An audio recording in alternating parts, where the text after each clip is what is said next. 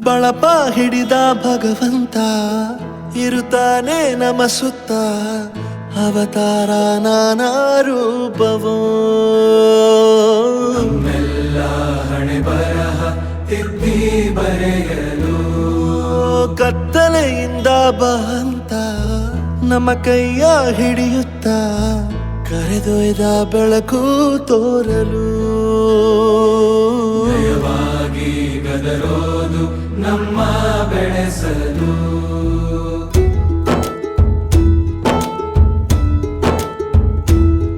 ಭಾಷೆ ಅಮೃತ ಕುಡಿಸೋ ತಾಯಾಗಿ ಭಾಷೆ ಅಮೃತ ಕುಡಿಸೋ ತಾಯಾಗಿ ಭವಿಷ್ಯ ಬರೆವಂತ ತಂದೇನೋ ಆಗಿ